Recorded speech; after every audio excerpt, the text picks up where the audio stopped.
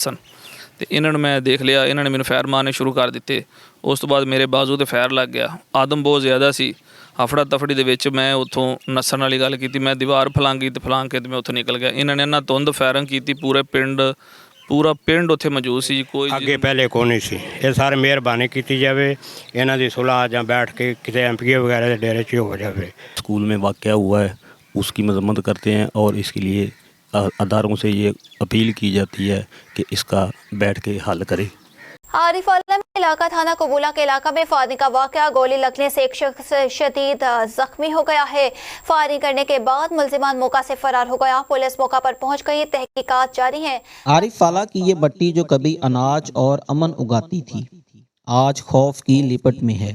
कबूले का करीबी गांव 99 ईबी और इस गांव के बासी गुज़श्ता 3 सालों से 2 ख़ानदानों की तसादम की आग में जल रहे हैं।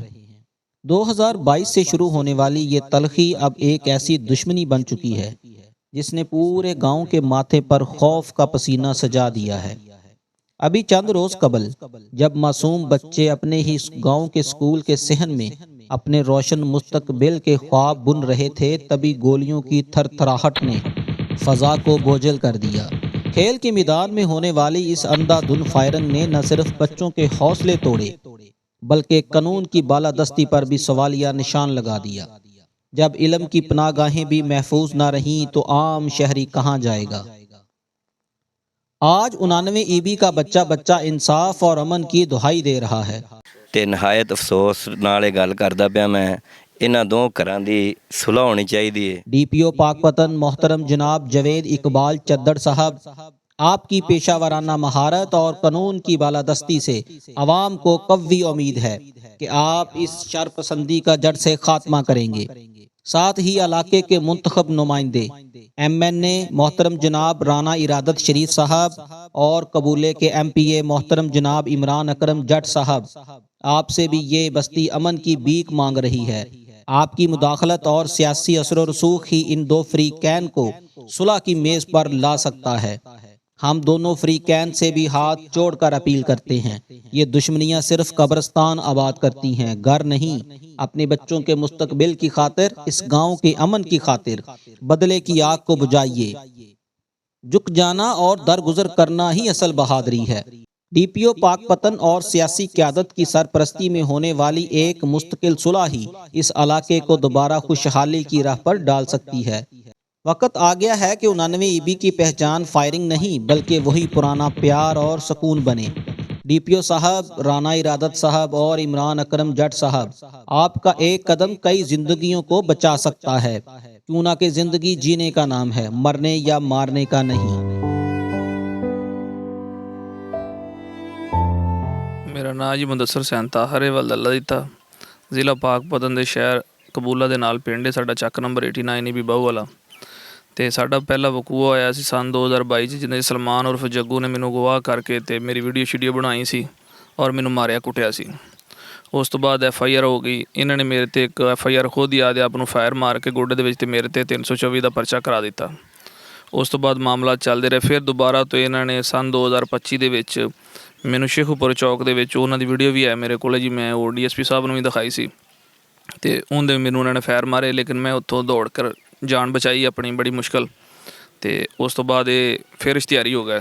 ਫਿਰ ਇਸ਼ਤਿਹਾਰੀ ਰਹੇ ਨੇ ਕਾਫੀ ਦੇਰ। ਉਸ ਤੋਂ ਬਾਅਦ ਇਹਨਾਂ ਨੇ ਦੁਬਾਰਾ ਪੂਰੀ ਜ਼ਮਾਨਤ ਕਰਾਈ ਅਤੇ ਹਾਈ ਕੋਰਟ ਤੋਂ ਇਹ ਅਰੈਸਟ ਹੋਏ, ਲੇਕਿਨ ਪੁਲਿਸ ਨੇ ਇੱਕ ਦਿਨ ਵਾਸਤੇ ਇਹਨਾਂ ਨੂੰ ਆਪਣੇ ਕੋਲ ਰੱਖਿਆ ਅਤੇ ਦੂਸਰੇ ਦਿਨ ਬਗੈਰ ਬਰਾਮਦਗੀ ਤੋਂ ਇਹਨਾਂ ਨੂੰ ਚਲਾਨ ਕਰ ਦਿੱਤਾ। ਦੁਬਾਰਾ 6-7 ਦਿਨ ਬਾਅਦ ਫਿਰ ਜ਼ਮਾਨਤ 'ਤੇ ਛੜੀ ਕੇ ਆ ਗਏ ਨੇ ਜੀ। ਉਸ ਤੋਂ ਬਾਅਦ ਫਿਰ ਮਾਮਲਾ ਚੱਲਣ ਲੱਗ ਪਿਆ ਇਹਨਾਂ ਨੇ। ਫਿਰ ਉਸ ਤੋਂ ਬਾਅਦ ਅਸੀਂ ਇਮਰਾਨ ਅਕਰਮ ਜੱਟ ਸਾਹਿਬ ਕੋਲ ਗਏ ਜੀ, MPA ਸਾਹਿਬ ਕੋਲ, ਤਾਰ ਜੱਟ ਸਾਹਿਬ ਕੋਲ ਗਏ। ਉਹਨਾਂ ਨੂੰ ਜਾ ਕੇ ਦੱਸਿਆ ਕਿ ਇਸ ਤਰੀਕੇ ਸਾਰਾ ਮਾਮਲਾ ਅਤੇ ਉਹਨਾਂ ਨੇ ਕਿਹਾ ਵੀ ਅਸੀਂ ਤੁਹਾਡੀ ਸੁਲ੍ਹਾ ਕਰਾ ਦਿੰਦੇ ਹਾਂ। MPO ਸਾਹਿਬ ਕੋਲ ਅਸੀਂ 1 ਹਫ਼ਤਾ ਪਹਿਲੇ ਗਏ ਸਾਂ ਅਤੇ ਉਹਨੇ ਸਾਡੇ ਕੋਲ 1 ਹਫ਼ਤੇ ਦਾ ਟਾਈਮ ਲਿਆ ਸੀ ਵੀ ਆਉਂਦੇ ਹਫ਼ਤੇ ਤੁਹਾਡੀ ਸੁਲ੍ਹਾ ਹੋ ਜਾਏਗੀ। ਅਸੀਂ ਜੀ ਆਪਣੇ ਰੋਜ਼ਮਰਾ ਦੀ ਜ਼ਿੰਦਗੀ ਦੇ ਵਿੱਚ ਮਬਲੂਰ ਰਹੇ ਹਾਂ। ਔਰ ਉਸ ਤੋਂ ਬਾਅਦ ਮੈਂ 9 ਤਰੀਕ ਵਾਲੇ ਦਿਨ ਇੱਥੇ ਪਿੰਡ ਬਾਹੂ ਵਾਲੇ ਦੇ ਵਿੱਚ ਸਕੂਲ ਦੇ ਵਿੱਚ ਅਸੀਂ ਕ੍ਰਿਕਟ ਖੇਡਣ ਲਈ ਗਏ ਜੀ। ਗੌਰਮੈਂਟ ਹਾਈ ਸਕੂਲ ਹੈਗਾ ਵਾ, ਉੱਥੇ ਕ੍ਰਿਕਟ ਖੇਡਣ ਲਈ ਗਏ ਸਾਂ। ਉੱਥੇ ਮੈਂ ਕ੍ਰਿਕਟ ਵਾਲੇ ਤਾਂ ਹੈ ਨਹੀਂ ਸੀ ਅਤੇ ਮੈਂ ਵਾਲੀਬਾਲ ਵਾਲਿਆਂ ਕੋਲ ਚਲਾ ਗਿਆ, ਵਾਲੀਬਾਲ ਖੇਡਣ ਲੱਗ ਪਿਆ ਜੀ ਆਪਣੀ ਰੋਜ਼ਮਰਾ ਜ਼ਿੰਦਗੀ ਦੇ ਹਿਸਾਬ ਨਾਲ। ਇਹਨਾਂ ਨੇ ਆ ਕੇ 6-7 ਬੰਦੇ ਸਨ, ਜਿਨ੍ਹਾਂ ਵਿੱਚ ਇੱਕ ਸਲਮਾਨ ਉਰਫ ਜੱਗੂ, ਅਨਸਰ ਜਵੇਦ ਔਰ ਸਾਜਦ, ਇਹਨਾਂ 3 ਬੰਦਿਆਂ ਨੂੰ ਇਹਨਾਂ ਨੇ ਨਕਾਬ ਨਹੀਂ ਸੀ ਕੀਤੇ ਹੋਏ, ਸ਼ਰੇਆਮ ਹੀ ਫਾਇਰਿੰਗ ਕਰ ਰਹੇ ਸਨ। ਅਤੇ ਤੇ ਇਹਨਾਂ ਨੂੰ ਮੈਂ ਦੇਖ ਲਿਆ, ਇਹਨਾਂ ਨੇ ਮੈਨੂੰ ਫੈਰ ਮਾਰਨੇ ਸ਼ੁਰੂ ਕਰ ਦਿੱਤੇ। ਉਸ ਤੋਂ ਬਾਅਦ ਮੇਰੇ ਬਾਜ਼ੂ ਤੇ ਫੈਰ ਲੱਗ ਗਿਆ। ਆਦਮ ਬਹੁਤ ਜ਼ਿਆਦਾ ਸੀ। ਹਫੜਾ ਤਫੜੀ ਦੇ ਵਿੱਚ ਮੈਂ ਉੱਥੋਂ ਨੱਸਣ ਵਾਲੀ ਗੱਲ ਕੀਤੀ, ਮੈਂ ਦੀਵਾਰ ਫਲਾਂਗੀ ਤੇ ਫਲਾਂਗ ਕੇ ਤੇ ਮੈਂ ਉੱਥੋਂ ਨਿਕਲ ਗਿਆ। ਇਹਨਾਂ ਨੇ ਇੰਨਾ ਤੁੰਦ ਫਾਇਰਿੰਗ ਕੀਤੀ, ਪੂਰਾ ਪਿੰਡ ਉੱਥੇ ਮੌਜੂਦ ਸੀ। ਕੋਈ ਜਿਹਨੂੰ ਕਿਸੇ ਬੱਚੇ ਨੂੰ ਪੁੱਛ ਲਓ, ਕਿਸੇ ਵੱਡੇ ਨੂੰ ਪੁੱਛ ਲਓ, ਜਿਹਨੂੰ ਮਰਜ਼ੀ ਪੁੱਛ ਸਕਦੇ ਤੁਸੀਂ।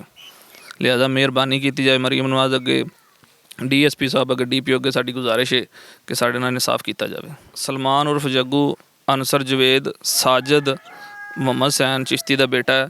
ਉਹ ਅਗਰ ਸਾਡੇ ਘਰ ਵਾਲਿਆਂ ਨੂੰ ਜਾਂ ਕਿਸੇ ਬੰਦੇ ਨੂੰ ਕੋਈ ਮਾਮਲਾਤ ਬਣਦੇ ਨੇ ਤਾਂ ਇਹ ਤਿੰਨੇ ਬੰਦੇ ਜ਼ਿੰਮੇਦਾਰ ਹੋਣਗੇ ਇਸ ਗੱਲ ਦੇ। ਸਾਡੀ ਸੇਲ ਜ਼ਫਰ ਚੱਠਾ ਸਾਹਿਬ ਅੱਗੇ, DPO ਸਾਹਿਬ ਅੱਗੇ, DSP ਸਾਹਿਬ ਅੱਗੇ, RPO ਸਾਹਿਬ ਅੱਗੇ ਗੁਜ਼ਾਰਿਸ਼ ਹੈ ਕਿ ਇਹ ਸਾਡੇ ਮਾਮਲਾਤ ਨੂੰ ਹੱਲ ਕੀਤਾ ਜਾਵੇ ਔਰ ਸਾਡੇ ਨਾਲ ਇਨਸਾਫ ਕੀਤਾ ਜਾਵੇ ਔਰ ਜਾਂ ਸੁਲ੍ਹਾ ਕਰਵਾਈ ਜਾਵੇ ਤੇ ਜਾਂ ਇਸ ਮਾਮਲਾਤ ਨੂੰ ਕਾਨੂੰਨੀ ਤਰੀਕੇ ਨਾਲ ਹੱਲ ਕੀਤਾ ਜਾਏ। अस्सलाम वालेकुम जी, मेरा नाम नदीम चिश्ती है, 99 ईबी ਦਾ ਮੈਂ ਰਹਿਸ਼ੀ ਹਾਂ ਜੀ।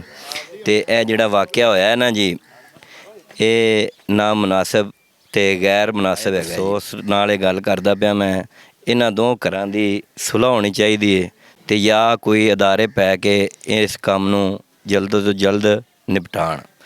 ਇਹ ਬਾਹੂ ਵਾਲਾ ਜੀ ਮੈਦਾਨੇ ਜੰਗ ਬਣਿਆ ਪਿਆ ਹੈ ਤੇ ਲਿਹਾਜ਼ਾ ਜਿਹੜਾ ਹੈ ਨਾ, ਮਿਹਰਬਾਨੀ ਮਰੀਮ ਨਵਾਜ਼ ਅੱਗੇ ਮੇਰੀ ਅਪੀਲ ਹੈ ਕਿ ਇਹਨੂੰ ख़त्म किया जाए। स्कूल बंद हो चुके हैं, बच्चे खेलनों मसलन के नहीं जा रहे, तो लिहाजा गौरमेंट अगे मेरी अपील है भी इनू इस मामलात नू जल्द तो जल्द निपटाए। अस्सलामुअलैकुम जी।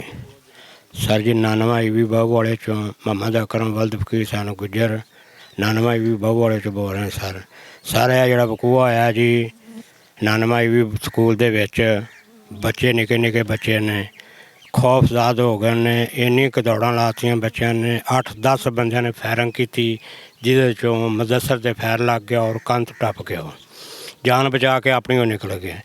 क्या ख्याल है सारे इतने बच्चों के फैर लग जाता तो उसकी जिम्मेदार हुकूमत होएगी कि नहीं होएगी, पहले ये दसो जी सर। इसलिए असीं कह रहे हैं जिन्ने बच्चे जिहड़े ने हुण स्कूल तो खुदा तो डरते इस वेख के इस फायरिंग तो बच्चे स्कूल नहीं जा रहे, तो ये मेहरबानी की जाए सदर साहब अगे, वज़ीर आज़म अगे, MP अगे, जिन्हां दी साडी एक सुलह हुई है, ये मेहरबानी हो जाए तुहाडी ते ये बड़ा अमन चैन हो जाए। 99 ईबी बाहू वाले दे विच जिहड़ा ना ये बड़ा खौफनाक नाद वाक़या हुआ पिया, ये अगे पहले को नहीं सी। ये सारे मेहरबानी की जाए, इन्हां दी सुलह जां बैठ के किते MP वगैरह के डेरे च हो जाए, तो शुक्रिया, बड़ी मेहरबानी सर। अस्सलाम वालेकुम जी, मेरा नाम लियाकत अली मोहम्मद अली और मैं आरफ वाले के गाँव 99 ईबी में रहने वाला हूँ।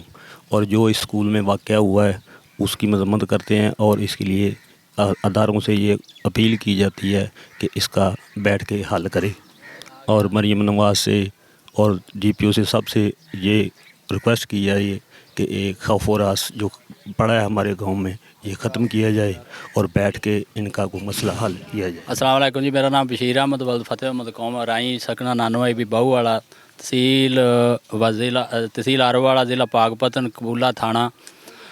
मैं 99 ईबी दा रहशी हाँ जी। इत्थे 9 तरीक वाले दिन 4-5 बजे वकूआ होया बच्चों वाले स्कूल दे विच। जिहड़ा जग्गू उर्फ रिहान उन्हें आके कोई 10 बंदे नाल लिआंदे ते फायरिंग की ठीक ठाक करके, जिंदे विच कोई बच्चे डिग पै, कोई किसी ने चुक के किसी ने किधर सट्टिया, किसी ने किधर सट्टिया, जिंदे विच मुदस्सर नां दा मुंडा जिहड़ा उहदे फैर वज गया। तो इस वास्ते हुकूमत अगे मरीम नवाज अगे साडी अपील है कि इन्हां लोगां नूं नत्थ पाई जाए, इन्हां नूं समझाया जाए जां इन्हां नूं फड़िया जाए। थाने दरबारे जाने उत्थे कोई साडी सुनींदी नहीं जी, उत्थे कोई गलबात नहीं बनदी। और जिहड़े काणे पीणे बंदे ने पिंड चों चक्के जाण ते मेहरबानी की जाए, पिंड दे विच अमन हो जाए। शुक्रिया।